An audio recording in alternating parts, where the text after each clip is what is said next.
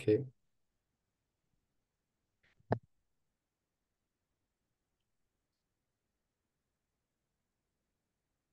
Bonjour à tous.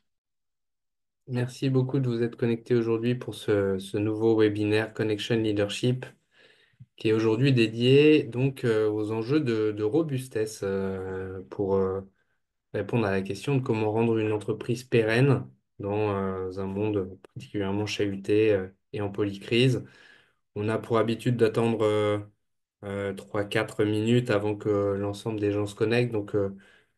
En attendant sur ces 3-4 minutes, on en profite pour vous rappeler que c'est toujours un plaisir d'avoir vos questions pendant que l'on intervient. Donc, vous aurez un chat à disposition avec l'outil Zoom à disposition pendant toute la réunion pour poser vos questions et on vous répond au fil de l'eau.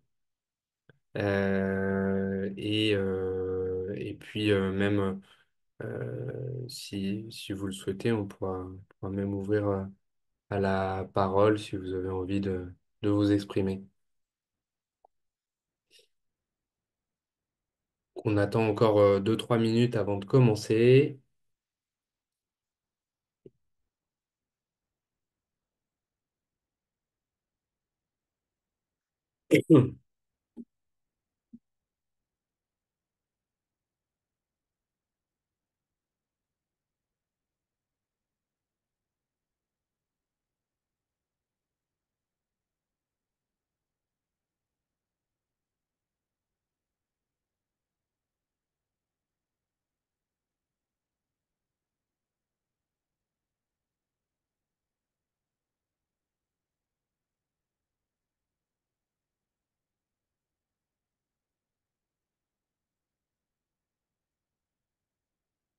Quelques minutes donc.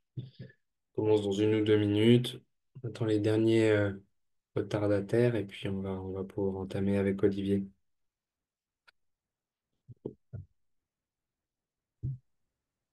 Je ne vois pas ma vidéo. Ah si, on voit ici au niveau de l'intervenant. Très bien.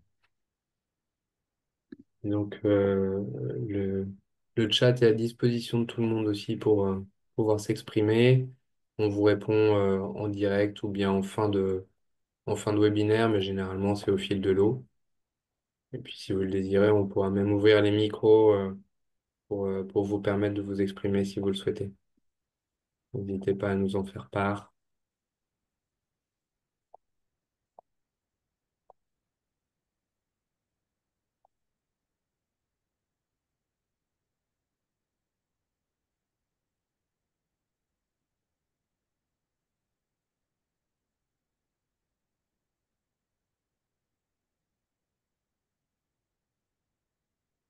On va pouvoir commencer tranquillement. Donc de nouveau bonjour à tous et pour remettre le thème de la journée au centre, on va parler de robustesse aujourd'hui et de pérennité d'entreprise dans un temps de polycrise, un temps de crise. C'est toujours, on se rend compte qu'en fait les entreprises se pose de plus en plus la question de comment rester pérenne. Et on va avoir plusieurs définitions présentées par Olivier aujourd'hui qui vont nous permettre de mieux percevoir ces différents termes et de voir comment concrètement aussi ça peut se traduire en action pour des entreprises avec des actions possibles, des exemples d'actions menées par certaines. Donc pour ceux qui ne nous connaissent pas encore, moi je suis donc Alexandre Cornu et en charge du département Climate Leadership au sein de Connection Leadership. Climate Leadership qui accompagne donc les transformations durables des entreprises. Et Moi, je suis Olivier Ménicaud. Je suis consultant, coach, formateur, expert de la transition écologique et j'interviens comme responsable pédagogique au sein de Climate Leadership en collaboration avec Alexandre pour développer nos programmes autour du conseil et de la formation pour nos entreprises. Merci. Et donc, Connection Leadership, pour ceux qui ne connaissent pas, cabinet de conseil spécialiste des transformations. Donc, Olivier et moi travaillons surtout sur les enjeux de développement durable, RSE, transition écologique. Le cabinet s'occupe de la transformation en général des organisations et on travaille énormément enfin, on travaille avec énormément de métiers différents, aussi bien les métiers de l'IT que les directions générales, évidemment, à l'origine des transformations avec les RH également, qui sont très souvent en leadership des transformations côté humain, et sur des secteurs type start-up, fonds d'investissement également. On a toute une galaxie de services avec un même ADN, hein, qui est celui de fournir des outils à la fois techniques, mais aussi des outils humains, et d'accompagner l'humain dans le changement pour arriver aux objectifs fixés par nos clients sur leur transformation. Donc pour faire ça, on a un réseau national de coachs, consultants, formateurs, et même international avec plus de 150, on est même à 200 aujourd'hui, intervenants qui interviennent en France et à l'international, et avec une particularité, c'est que ce sont pour la grande majorité des anciens opérationnels, donc qui ont vécu l'entreprise de l'intérieur et savent ce que c'est qu'une transformation vécue de l'intérieur. Et puis avec aussi comme particularité donc de les faire souvent intervenir en binôme. On a beaucoup ça fait partie de notre ADN d'intervention, hein. Intervenir en binôme, pourquoi? Puisque généralement il y a besoin de nombreuses compétences pour mener des transformation à bien. Et puis, puisqu'on peut apporter aussi la double posture, celle de consultant ou de formateur et celle de coach, qui va permettre de faire grandir en autonomie nos clients. Et donc, d'où le fait de faire intervenir en binôme. Et donc, en termes de galaxie de clients, bah, c'est très divers. On intervient depuis la TPE, le cabinet d'avocats, jusqu'à la grande multinationale du CAC 40. Donc, il y a très peu de typologie, type de clients. On adresse toutes les transformations de tout type. Et sur la partie climate leadership, on est beaucoup intervenu sur des entreprises de l'industrie, toute industrie confondue. Alors pourquoi la transition écologique est finalement une transformation holistique? Parce que c'est un sujet éminemment humain et technique. Il y a besoin de savoir très nombreux en termes techniques sur les enjeux de transformation. On peut parler d'enjeux de décarbonation, de biodiversité, de gestion de l'eau, de gestion des déchets, qui sont des sujets qui peuvent être très techniques, de processus de fabrication. Mais une transformation durable, elle se fait forcément avec l'humain, avec des changements de comportement, avec des changements d'habitude. Et pour ça, de nouveau, notre intervention avec des binômes, avec des équipes pluridisciplinaires est très importante. On joue autant sur la transmission de savoir, qu'on va dire hard skills, que de soft skills. On joue beaucoup sur, comme dans toute autre transformation, sur les émotions qui sont à l'origine des changements de comportement, à l'origine des changements en général. Ce sont elles qui vont impulser le changement. Donc voilà un petit peu notre façon d'intervenir, ce en quoi on croit. Et bonjour Nicolas, qui nous dit bonjour sur le chat. Vous avez ouvert le chat, merci à vous. Alors pourquoi on fait ces webinaires? On en fait un par mois. Tout simplement parce que on se rend compte que les sujets de la transition sont assez nombreux, que les définitions sont nombreuses, que les solutions aussi sont nombreuses, et puis parce que c'est important aussi de donner des exemples tout le temps pour nourrir les personnes qui ont peut-être du mal à savoir par où commencer quand on parle de transition écologique, qui peuvent être parfois un peu perdus parmi toutes les solutions qui peuvent exister sur le marché.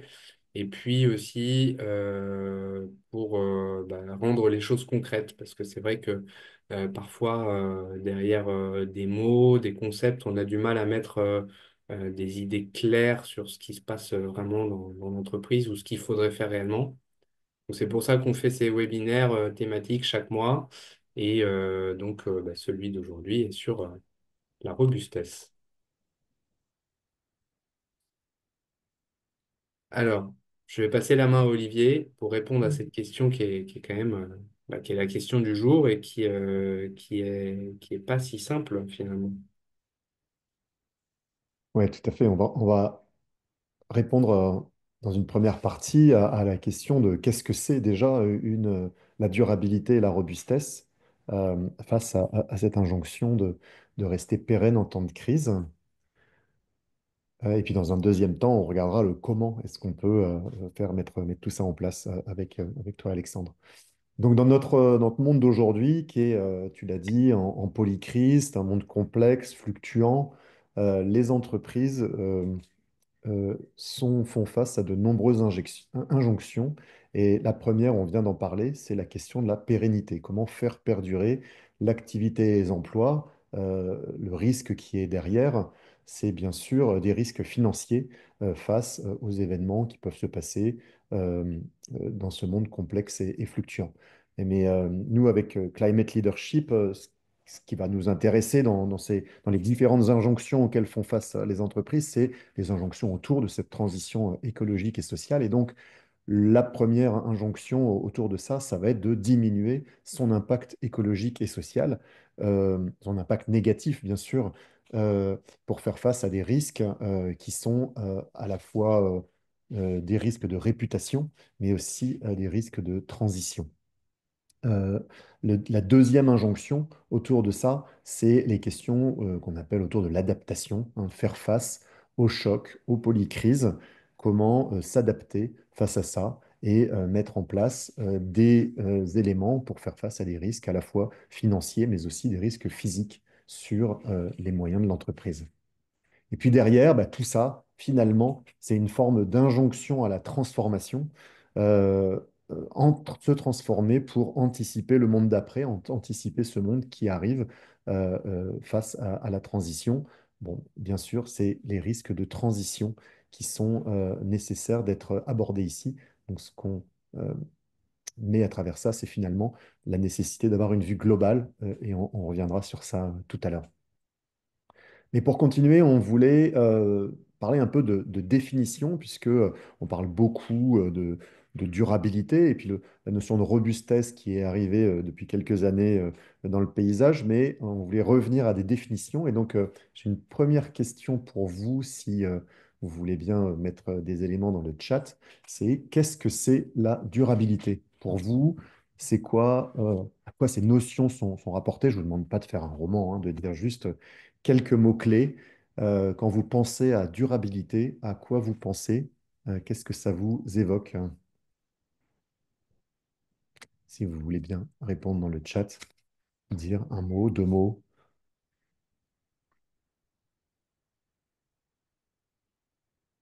s'il y a des choses qui vous viennent. Sinon, on va revenir dessus. Oui, tout à fait, Véronique, être capable d'affronter les crises.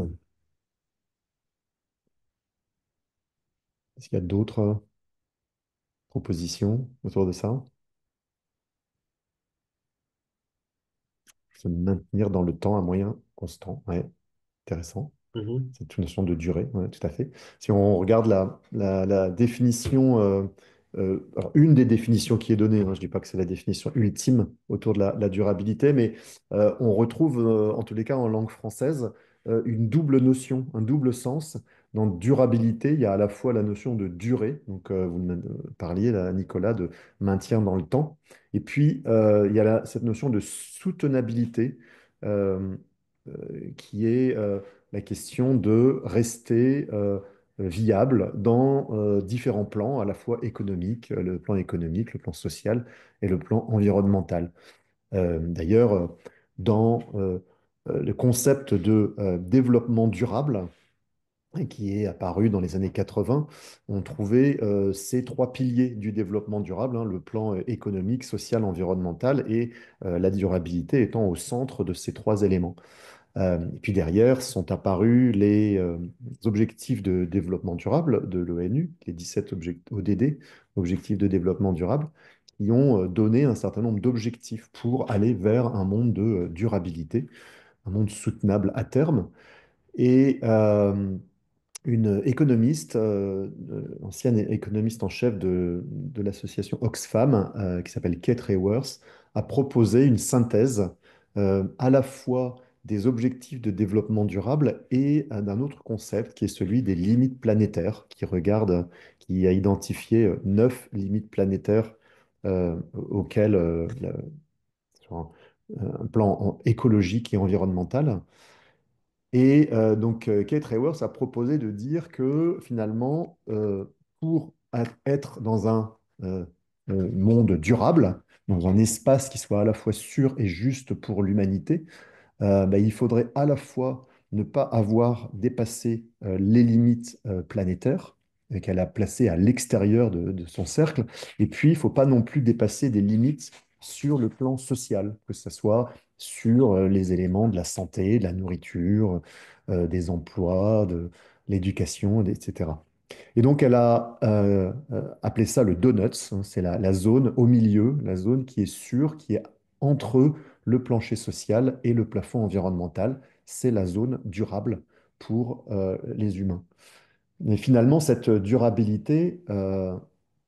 de durabilité, ça nous donne un objectif commun à l'humanité, et cet objectif, on peut aussi le résumer et le voir avec un autre concept, ou le relier en tous les cas à un autre concept, qui est celui de santé commune ou santé globale. C'est la traduction de l'anglais One Health, donc traduit de différentes façons en français, santé commune, santé globale, une seule santé. Et en tous les cas, c'est la notion de s'assurer que on a un espace sûr et juste à la fois pour l'humanité, mais aussi pour les autres êtres vivants et pour la planète. Donc de s'assurer d'une santé commune de tous ces éléments ensemble. Euh, et, euh, et donc pour ça, on va associer les concepts de transition écologique auxquels on ajoute souvent le social, transition écologique et sociale. C'est finalement euh, le chemin, le nouveau modèle à définir pour aller vers dans cet espace. Développement durable étant le terme un petit peu plus ancien utilisé autour de ce concept de transition écologique et sociale. Et derrière, ben, on va avoir la notion de RSE, la responsabilité sociétale des entreprises, qui est finalement l'application de la transition écologique et sociale aux entreprises. Donc la RSE, c'est faire de la transition écologique et sociale à l'intérieur de l'entreprise dans un objectif général de durabilité. Alors, cette notion de robustesse qui est apparue depuis quelques années, est-ce que, je vais vous poser la même question que tout à l'heure, si vous voulez bien essayer de répondre dans le chat, qu'est-ce que ça évoque pour vous, cette notion de robustesse?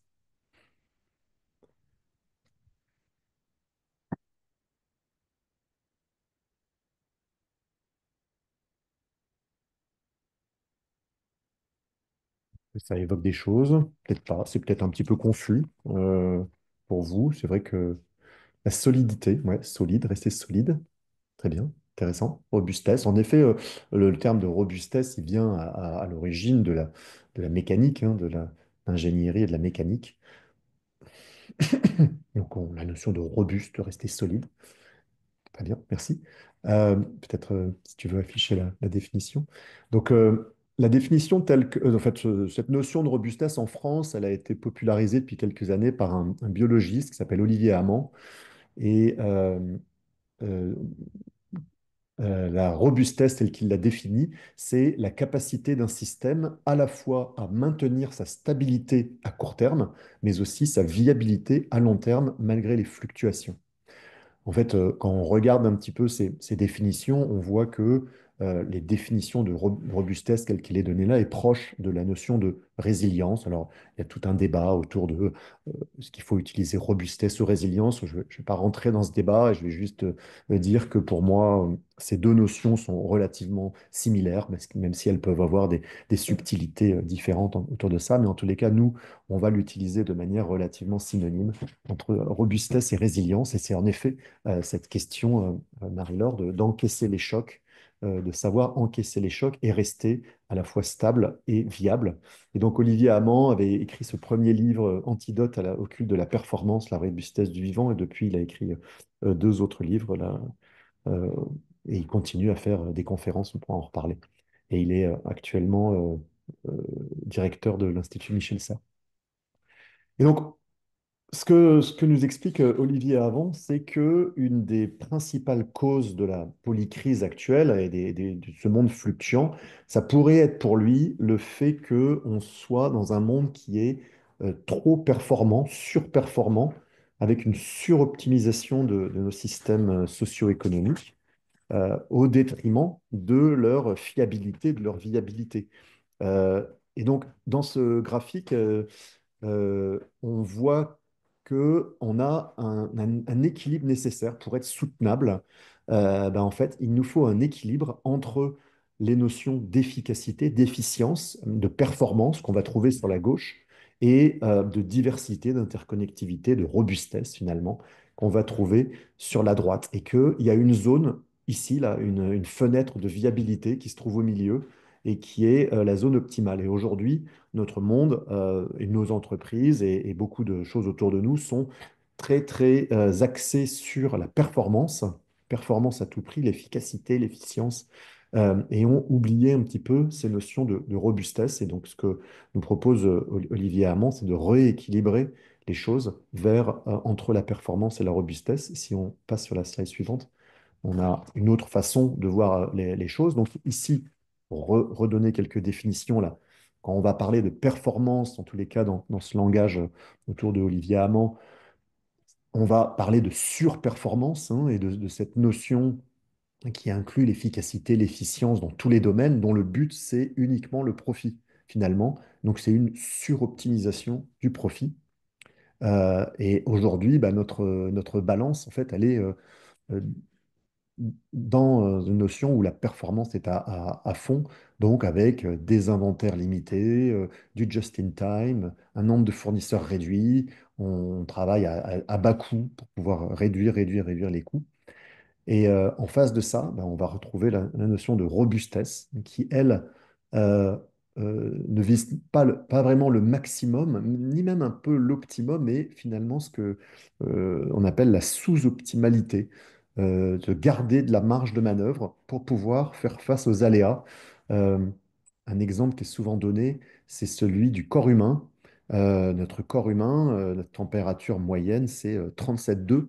Ça, c'est notre température sous-optimale. Mais de temps en temps, notre corps, il a besoin de faire face à des virus. Et donc, il y a sa température corporelle qui va augmenter. Elle peut augmenter à 38, 39, 40.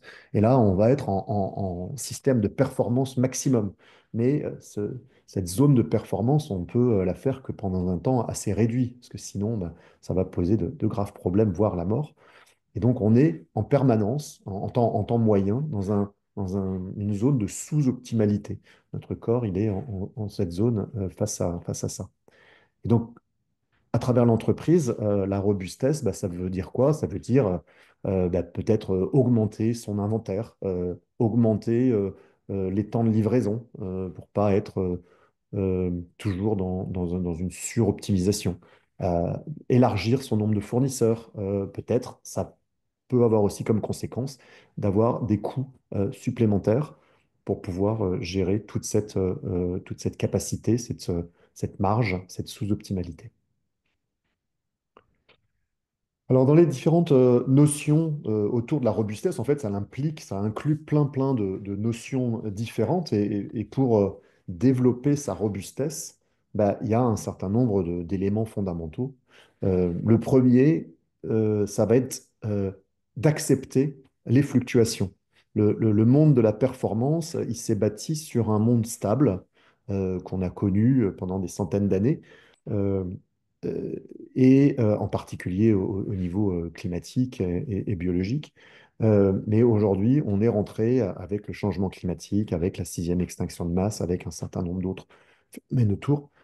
Dans ce monde fluctuant, eh ben, la première chose, c'est d'accepter qu'on a changé de monde et qu'il y aura des fluctuations.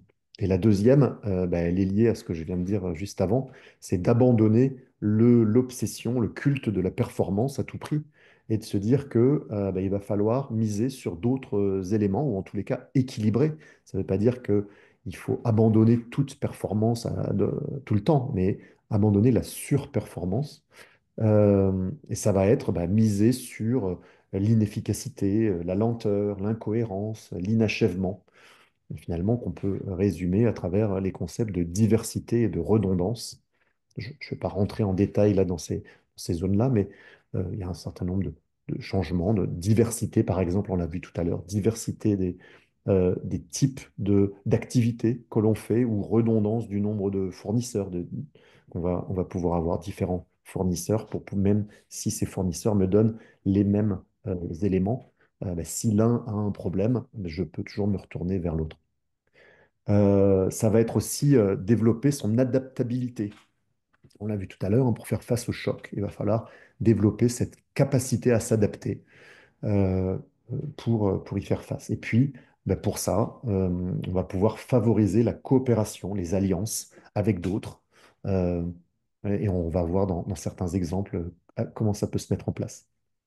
Et je veux, avant de passer juste une petite seconde, Alexandre, un point important sur lequel il faut faire très très attention avec cette notion de robustesse, c'est de bien voir que la robustesse, c'est un moyen pour faire de la durabilité dans un monde fluctuant. Et donc, c'est important de garder à l'esprit que l'objectif général, notre objectif sociétal, mais aussi individuel, mais aussi en tant qu'entreprise, c'est de rester dans cette vision de la santé commune, de la durabilité, et que si on essaye de faire de la robustesse sans avoir cet objectif en tête, bah en fait, on peut rester dans une zone toxique dans laquelle en fait, la robustesse ne vient pas en regard de l'objectif général. Donc ça, c'est important pour moi d'insister sur le fait que la durabilité, c'est un objectif, la robustesse, c'est un moyen, et pour que ça soit cohérent dans ce concept de transition écologique, c'est bah, que la robustesse qu'on met en place soit bien en lien avec cet objectif de durabilité. Et donc, si on revient à ce qu'on disait tout à l'heure sur les différentes injonctions auxquelles nos entreprises font face, bah, on avait faire perdurer l'activité et les emplois. Pour ça, on va pouvoir bah, développer sa robustesse pour pouvoir avoir une meilleure prospérité économique. Donc faire face au choc, notamment, euh, ou développer, on va voir un certain nombre d'exemples juste après. Sur la partie atténuation, limitation de l'impact, bah, ça va être atténuer ces impacts négatifs. Et sur la partie adaptation, ça va être développer sa robustesse, son adaptabilité pour y faire face. Et tout ça autour d'une question de la transformation globale, en développant une stratégie de transformation, en soutenant le changement de culture. Et si on regarde un cran plus loin en termes de détails, donc là, c'était la réponse pour anticiper et ne pas subir. Donc maintenant, si on regarde chacun de ces éléments un petit peu plus en détail, la question de la pérennité, ben, ça pourrait être d'identifier des actions prioritaires, réduire son empreinte, accroître sa robustesse, prioriser des actions en termes de gains, de résilience et de retour sur investissement financier. Donc on est ici en permanence en train de jongler entre durabilité grâce à la robustesse, mais aussi la rentabilité, bien sûr, qui est indispensable pour les entreprises. Sur la question de la diminution de son impact, bah, ça peut être commencer par calculer son empreinte carbone, définir une stratégie pour aller vers la neutralité carbone ou participer à la neutralité carbone générale, développer un plan sur la biodiversité, sur l'eau, sur les pollutions, avec travers des plans d'action, des feuilles de route, d'atténuation. Et puis pour la partie face au choc, adaptation, bah, ça va être bien comprendre ses risques, développer un plan d'adaptation, développer des feuilles de route d'adaptation et de résilience. Et tout ça dans un programme de transformation générale à travers une feuille de route globale, une gouvernance adaptée à ces enjeux de durabilité. Et notre point de vue avec Connection Leadership, c'est que cette gouvernance, elle doit être tout en haut de l'entreprise, hein. Elle doit être par les dirigeants. Super, Olivier. Le... Comment? On me perd? Allô? Alors, je sais pas si ça vient de Alexandre? moi, mais je te perds Ah, là. aïe, aïe, aïe. Alors attends, je vais couper la Peut-être que vidéo. ça vient de moi, hein, Je vais couper la vidéo pour essayer que ça passe un peu mieux. Je vais essayer de continuer. mais- Sinon, tu continueras. Je vois que en effet, ta bande passante est peut-être un peu limitée. Ah, on entend bien. Merci, Véronique. Ok, Euh, ouais, vient de c'est moi. peut-être toi, par contre, Alexandre. Euh, Donc, tout ça dans une question de transformation générale. Et donc, je parlais de la gouvernance en disant que pour nous, il est indispensable que les responsables de ces sujets autour de la durabilité, autour de la robustesse, soient directement sous la direction générale, voire au cœur de la stratégie de l'entreprise. Euh, Ça veut dire aussi potentiellement réfléchir à un ou des nouveaux modèles d'affaires ou des modèles complémentaires. On verra des exemples juste après. Et puis repenser peut-être les différents produits, les différents catalogues, les différents services qui sont fournis autour de ça en soutenant de manière générale ce changement de culture à travers peut-être des formations et de la sensibilisation auprès de l'entreprise. Et donc oui, avant de passer la main à Alexandre là, pour voir comment est-ce que tout ça, ça peut se mettre en place et comment on peut vous accompagner autour de ça, euh, quelques exemples de robustesse, qui est des cas assez classiques et assez marquants sur ces sujets-là, de durabilité et de robustesse. Alors, Patagonia, donc la marque de vêtements outdoor, qui a depuis très longtemps, ses fondateurs ont eu une vision à long terme. Ils ont décidé de faire enlever la question du court terme, de ne pas avoir cette pression du court terme, mais avec un engagement écologique fort. Et ils ont mis en place une gouvernance partagée et une culture assez particulière où le réparer et réutiliser est au cœur à la place du gaspillage. Donc finalement, en termes de robustesse, c'est une mise en place de la redondance, une stratégie globale et des notions d'adaptabilité qui sont au cœur de leur stratégie. La CAMIF, qui s'est, elle, entièrement reconstruite depuis une quinzaine d'années, sur l'idée de favoriser la production locale et responsable pour l'aménagement de la maison. Et tout ça, finalement, ça ajoute de la robustesse grâce au circuit court et à une politique sociale ambitieuse.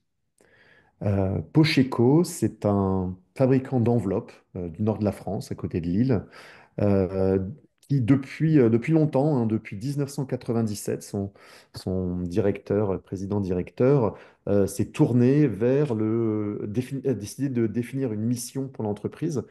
C'était un pionnier sur ces sujets-là, avec le respect de l'écologie et de la santé humaine au cœur de cette mission. Et ils ont décidé de diversifier leurs activités. Donc, au-delà de la question de fabrication d'enveloppes, ils développent des services pour les entreprises. Ils développent un bureau de conseil en RSE avec la capacité d'accueillir des séminaires dans leurs locaux, en se servant de leur usine et de tout ce qu'ils ont créé autour de leur usine comme un démonstrateur pour accompagner les transformations. Et ils font aussi de la formation, notamment à ce sujet qu'ils ont créé, qui s'appelle l'écolonomie. Euh, et donc, c'est de la robustesse ici à travers plein de sujets, mais en particulier leur diversification des activités. Et puis, un autre exemple, Schneider Electric, qui a mobilisé sa chaîne d'approvisionnement en faveur d'un projet qu'ils ont appelé le projet zéro carbone. Donc, ils soutiennent la transition bas carbone globale en collaborant avec 1000 fournisseurs sur ce projet. Et ces 1000 fournisseurs qu'ils ont identifiés sont responsables de 70% des émissions de CO2 du groupe. Donc, c'était pour eux indispensable s'ils voulaient avoir une réduction de carbone, de travailler avec tous ces fournisseurs, en tous les cas, ces fournisseurs principaux qui vont leur permettre d'avoir une meilleure stratégie bas carbone. Donc ici, on est sur une notion de coopération entre l'entreprise et ses fournisseurs. Et le dernier exemple qui est ici, c'est une autre type de coopération, c'est une coopération entre des différents concurrents. Ici, on a le programme Pharma Recharge, ou Ma Pharma Recharge, qui est un consortium de 5 laboratoires qui ont décidé de mettre en place une solution commune pour déployer de la recharge en pharmacie en co-investissant ensemble en R&D pour développer ça. Et donc, ils ont passé la première phase pilote et là, ils sont rentrés dans une nouvelle phase de déploiement de cette solution. Donc, finalement, c'est un peu l'équivalent du vrac qu'on trouve en supermarché, mais qu'on va pouvoir avoir dans les pharmacies. Donc ici, de la robustesse à travers la coopération, mais non pas avec ses propres fournisseurs, mais avec des concurrents. Il y a plein d'autres exemples qui existent autour de celui-là. Il y en a un que j'ai oublié de citer qui était les jeans 1083, qui est un peu comme la Camif, a décidé de miser sur le local, sur la main-d'œuvre locale, sur une baisse du transport, donc en diminuant ses impacts. Et toutes ces entreprises, bah, elles font face aux différentes injonctions dont on a parlé tout à l'heure, à la fois de pérennité, mais aussi en réduisant leurs impacts, en ayant une adaptabilité élevée à travers des programmes de transformation. Alexandre, je te passe la Hmm. main. J'espère. Super, merci beaucoup Olivier Ouais. pour tout ça. Je te dirai s'il y a un problème de son, Et s'il y a un pour problème cette... de couper ta caméra. Oui, ça marche, merci. Merci pour cette présentation et l'idée maintenant c'est de voir avec quel programme au sein de Connection Leadership on peut accompagner cette robustesse. On a appelé ce programme de Forest puisqu'il repose sur le concept de la forêt aussi qui est un écosystème qui se nourrit des interactions entre les différents arbres pour former un tout cohérent et quoi de plus robuste finalement qu'une forêt qui même une fois qu'elle parfois part en fumée, ce qui est vraiment l'événement le plus extrême, renaît de ses cendres. Donc c'est un petit peu pour cela qu'on a pris cet exemple-là et cette image-là qui convient très bien finalement à l'image d'une entreprise au sein de laquelle il y a de nombreux échanges, non seulement en interne, mais aussi en externe avec l'ensemble de ses parties prenantes. Et donc l'idée de la forêt, c'est de ne pas voir l'entreprise avec ses différents silos, mais plutôt comme un ensemble cohérent, je le disais. Trop souvent, les transformations, quelles qu'elles soient, et c'est le cas malheureusement, les transformations durables n'y ont pas échappé. On a un peu trop pris les sujets comme des silos, la décarbonation d'un côté, la CSRD de l'autre, et finalement, là encore, on retombe dans les travers un petit peu que peuvent connaître beaucoup d'entreprises qui sont un manque de coopération ou un manque de cohérence entre certains projets. Donc l'idée pour construire une entreprise robuste, c'est de vraiment de regagner cette cohérence au maximum entre les différents projets, de gagner en technique et d'apporter en technique de collaboration comme il peut y avoir entre les arbres d'une forêt. Euh, donc, l'idée, c'est de bâtir des ponts entre les différents projets et de développer la culture projet. Évidemment, pour ça, il faut s'appuyer sur, on l'a dit, hein, sur des expertises, sur des capacités à innover aussi, puisque pour la transition, pour la robustesse, on va parler on l'a vu, de diversifier ses services ou ses produits. À l'inverse, peut-être de réduire son catalogue sur certains aspects. Pourquoi pas d'éco-concevoir des services ou de faire de l'économie circulaire. Tout ça demande des capacités d'innovation importantes.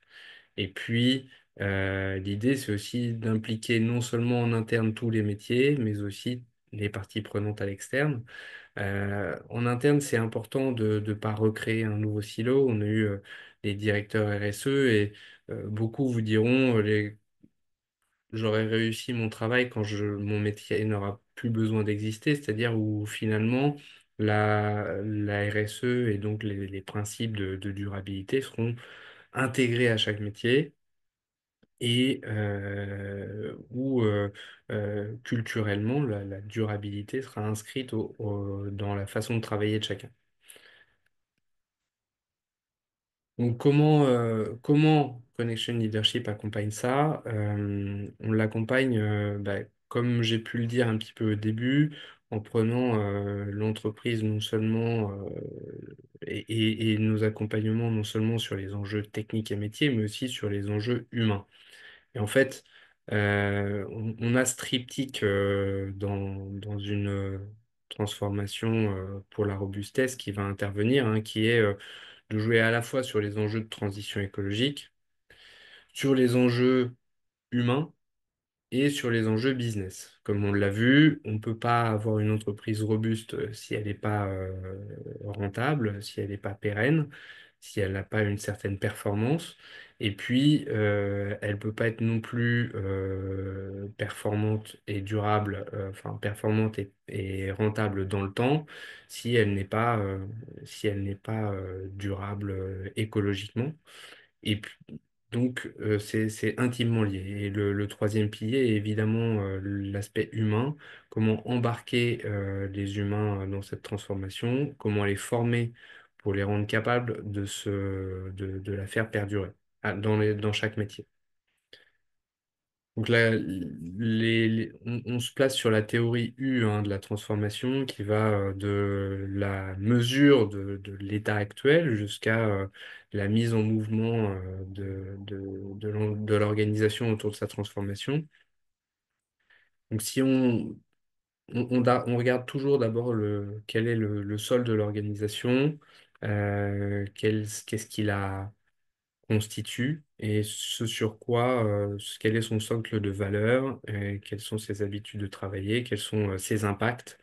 Donc on mesure et on observe dans un premier temps avec nos techniques à la fois d'analyse, mais aussi techniques d'entretien issues du coaching qui permettent de déceler des signaux cachés au sein des équipes. L'idée ensuite, c'est d'aider l'entreprise à prendre conscience des risques auxquels elle fait face, auxquels elle est soumise. Pour prendre conscience de ça, on anime des ateliers qui sont assez variés, on le verra juste après, ou bien on met l'entreprise en situation de test.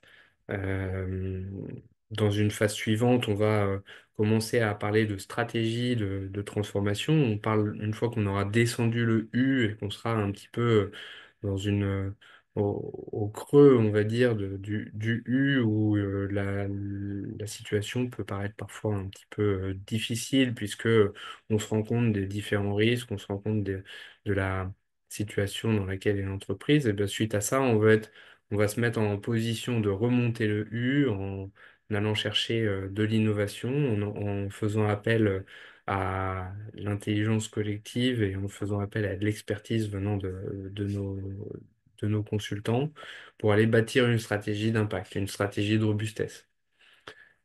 Et derrière, l'idée, ce sera évidemment de mettre l'organisation en mouvement pour suivre cette stratégie.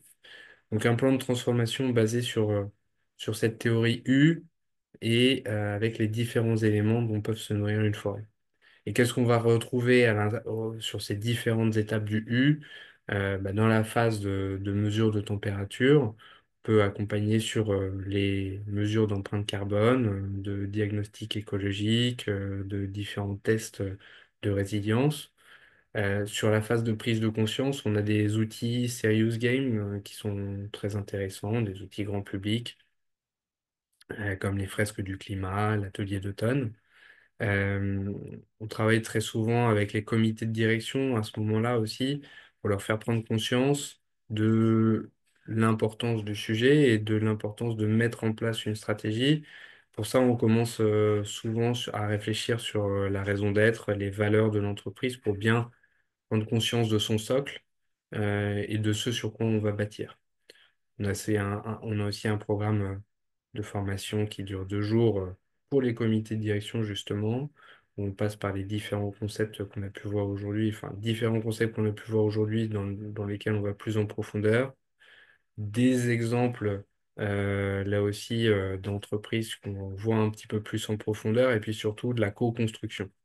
On va construire une feuille de route avec le comité de direction et le faire s'aligner sur une feuille de route.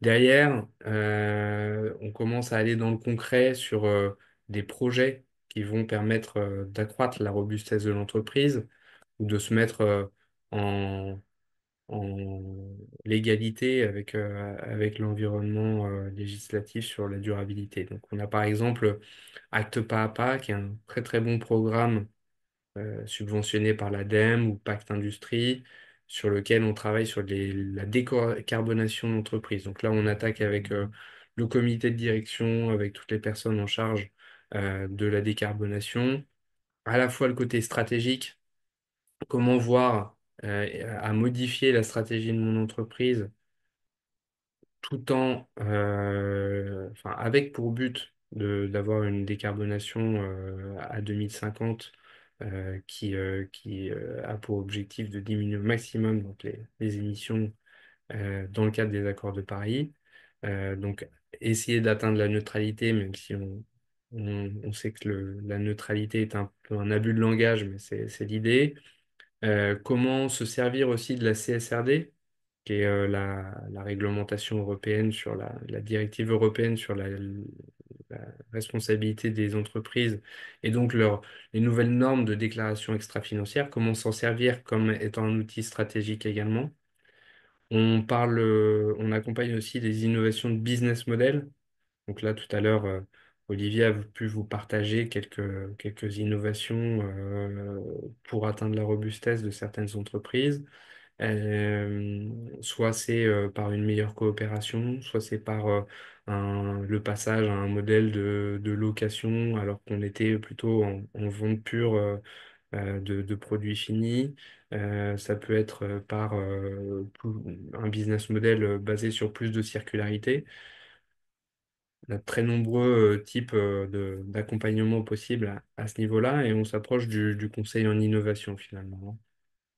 Et puis, euh, et puis finalement, une fois que les projets se lancent, parfois on arrive dans le dur du sujet et très souvent on nous dit, voilà, nous on a mené une transformation, mais elle n'a pas atteint ses objectifs parce qu'on n'a pas réussi à suffisamment embarquer.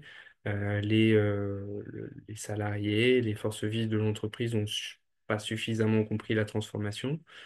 Dans ce cadre de transformation, d'ailleurs, ça implique aussi les parties prenantes, les fournisseurs, pour qu'il y ait ce succès-là. Bref, là, le diable va se cacher dans les détails. On va avoir besoin d'avoir des projets qui avancent, qui soient bien cadrés avec les bons KPI, les bonnes instances de gouvernance, etc. Tout ça, c'est le métier de transformation que l'on porte, qui peut être porté par des PMO, donc des managers de projets externalisés ou coach projet. Ils ont souvent la casquette de coach de façon à mettre de l'huile aussi dans les rouages des équipes qui peuvent être mises en difficulté sur certains projets. On a évidemment des programmes de formation aussi. On a beaucoup parlé de comment impliquer tous les métiers dans cette transformation. Bah, ça passe par de la formation. Donc, avoir des critères d'achat nouveaux, par exemple, quand on parle d'achat durable et d'approvisionnement durable, ça implique de se former à des nouvelles façons d'acheter, Pareil, quand on est directeur de production et que l'on va mettre en place de l'éco-conception ou un peu de sobriété sur les machines, bah, ça nécessite de se former sur ces points-là. Et puis il y a tout ce qui est reconnaissance externe aussi, avec les labels comme B Corp, comme les différentes certifications ISO. Là aussi, on a des personnes qui accompagnent sur ces sujets-là, de façon non seulement à faire reconnaître en interne, en externe, mais aussi reconnaître en interne et jouer, par exemple, sur la marque employeur, hein. C'est une source de fierté que d'être reconnu à l'extérieur. Et puis aussi, dernier point, comme étant en soi, et peut-être le plus important, ces labels-là sont aussi des guides dans une transformation. Ce sont des repères. On a des process à suivre, des preuves à fournir qui vont guider de nouvelles pratiques. Et ça, c'est une nouvelle culture à intégrer dans l'entreprise, une nouvelle culture de travail, chose que l'on sait très bien faire. Donc, on a pris deux exemples de clients qui ont pu être accompagnés et qui en sont arrivés à plus de robustesse finalement grâce à nos accompagnements. Olivier, toi, tu as été sur ces deux accompagnements à la fois chez Faber et Elanova. Donc, Faber, c'est une entreprise du secteur plasturgique et dans le secteur Grand Est, la région Grand Est. Là, on a accompagné finalement le comité de direction hein, dans sa stratégie de robustesse. Qu'est-ce que tu pourrais en dire sur les trois piliers un petit peu, Olivier, les trois piliers qu'on a retenus? Oui, tout à fait. Avec Faber, la question était d'avoir une vision de ce que c'était la RSE pour eux, pour pouvoir démarrer des plans d'action. Donc, c'était à la fois cette question de la pérennité à court terme était aussi au cœur de nos discussions avec eux, tout en ayant un objectif vers la durabilité à long terme. Euh, et donc, on a eu à la fois une réflexion sur les modèles d'approvisionnement, notamment sur la question du plastique, et une question aussi autour de la diversification des déchets, de la réutilisation pour certains, du réemploi, de passage euh, euh, comment dire, la réutilisation dans des vecteurs de chaleur notamment, et pour aussi du recyclage. Et puis, en termes de RH, on a travaillé sur les compétences à développer autour de ce qui était nécessaire autour du déchet notamment et du plastique plus responsable. Et puis, on a travaillé aussi sur leur marque employeur, euh, ce qui nous a permis au global d'organiser un certain nombre de projets de transition, de clarifier et de voir quels étaient les investissements nécessaires pour faire tout ça. Ouais, et donc ça, concrètement, ça s'est fait par, bah, d'abord, c'est un petit peu la méthodologie qu'on montrait tout à l'heure, hein. C'est d'abord un diagnostic de l'organisation et de ses actions en matière de durabilité et derrière une succession d'ateliers et d'actions descendantes aussi de formations qui ont pu permettre de transmettre des connaissances et faire travailler les gens sur leurs différents plans d'action.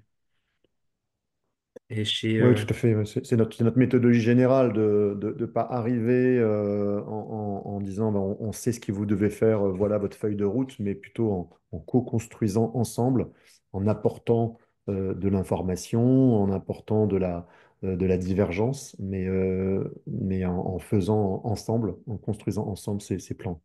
Absolument. côté Elanova, finalement, on est aussi intervenu sur bah, ces enjeux de RSE, mais avec un objectif business et humain un peu plus relié à cela, qui était, enfin, côté humain, améliorer vraiment l'organisation en mode projet d'Elanova. Et puis cela en vue d'améliorer en fait la reconnaissance de cette entreprise et d'améliorer son business.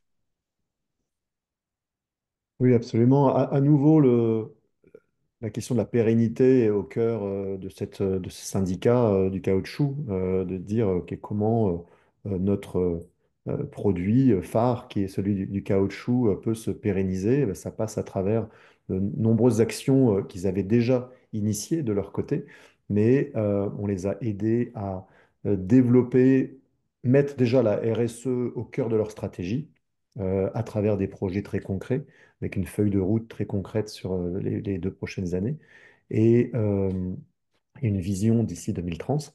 Et puis, à travailler sur cette culture projet dans un deuxième temps, donc de développer encore plus la coopération interne et puis d'envisager la coopération, bien sûr, avec l'ensemble de leurs adhérents, puisqu'il s'agit d'un syndicat professionnel. Euh, Tout en développant des projets de croissance, des projets de développement pour pouvoir continuer à faire grandir euh, leur syndicat à travers leurs adhérents. Ouais, donc à travers ces deux exemples, si on revient sur les quatre dimensions que tu citais tout à l'heure, nécessaires à développer pour plus de robustesse, on a pas mal d'éléments qui reviennent entre Mm. diversité, redondance, coopération Et euh, adaptabilité, ouais. et adaptabilité. Voilà, c'est Mm, des éléments qu'on a pas mal travaillé avec ces deux clients, voilà, qui sont juste des exemples, mais qui représentent bien ce qui est possible de faire en co-construisant et en mm. apportant évidemment de l'expertise. Exactement. Donc finalement, on arrive sur ces sujets-là autour de la RSE. Alors on l'appelle RSE, on l'appelle transition écologique, peu importe. Mais euh, euh, et nous, on amène justement ces concepts autour de la robustesse, du moyen, de comment aller vers cette RSE. Et après, on avance ensemble, on chemine ensemble en fonction des forces et des faiblesses de l'entreprise pour pouvoir développer certains nouveaux axes de travail. Super. Je crois que, on arrive à la fin de ce webinaire. On a toujours 5 minutes en fin de webinaire pour prendre des questions, ouvrir les échanges. Donc, si ça vous dit, euh, on peut ouvrir les micros pour ouvrir la conversation si vous le souhaitez. Euh, et, Ou dans le chat, hein. Ouais. ou sinon par chat, faites-nous signe dans le chat si vous voulez intervenir. Ce sera avec grand plaisir, on peut ouvrir la conversation. Et puis, On avait une slide supplémentaire, Alexandre, avec quelques exemples hein, ah de oui, j'ai comment mettre oublié en de place un peu l'utiliser, plus la robustesse. Ouais. tout à fait.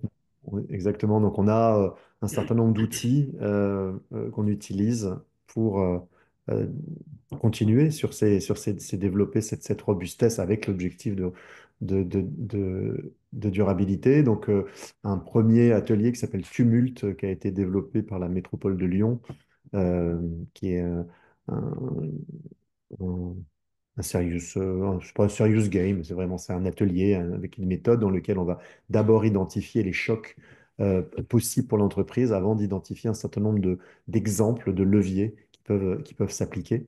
Et cet outil qu'on utilise notamment dans notre séminaire formation qui s'appelle La Flamme, un séminaire de 2 jours dans lequel on rentre vraiment sur qu'est-ce que c'est la transition écologique, pourquoi la transition écologique pour mon entreprise et qu'est-ce que ça veut dire et sortir de ces 2 jours avec des pistes de plan d'action autour de tout ça. Et il y a un autre atelier que nous organisons aussi avec Connection Leadership qui s'appelle Convergence, qui a été développé par l'équipe d'Automne qui est un atelier dédié à la robustesse dans lequel on joue une entreprise qui va parcourir plusieurs années avec des choix à faire autour notamment de la robustesse et à s'apercevoir en quoi les choix qu'on fait peuvent impacter sa robustesse. Et puis, d'autres ressources sur lesquelles on s'appuie sur ces sujets-là, un site, une communauté très bien faite, ça s'appelle larobustesse.org. Et puis, j'avais mentionné tout à l'heure les livres et les conférences d'Olivier Hamon, si vous voulez en savoir plus sur ce concept de robustesse. Super, merci. Bah, c'est vrai que ces trois types d'ateliers sont vraiment super pour progresser sur le sujet, pour pouvoir tester les concepts aussi et voir comment des décisions peuvent impacter finalement sur l'avenir d'une entreprise. C'est bon, je pense à Convergence notamment en disant ça, mais cet atelier Convergence est bien fait pour ça, ouais. Pour Mm. voir comment trouver le bon équilibre dans les décisions afin d'atteindre un maximum de robustesse à travers voilà, un voyage dans le temps de, je sais pas, l'entreprise parcourt quelques dizaines d'années. Ouais, je crois, ça doit être une dizaine d'années. Ouais.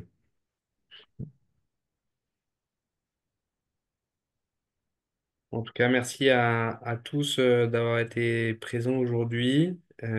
Si vous avez des questions, elles sont encore les bienvenues. Et Vous pouvez sinon, nous envoyer un email aussi si vous le souhaitez. c'est ça, exactement. Vous pouvez nous écrire. Vous avez nos mails ici. Et puis, bah, vous recevrez de toute façon le lien vers le replay afin de pouvoir revoir si vous avez besoin, pouvoir le partager si vous le souhaitez. On était ravis de pouvoir animer ça ensemble aujourd'hui avec vous. Merci à tous, merci et à très bientôt. Merci à tous et à bientôt.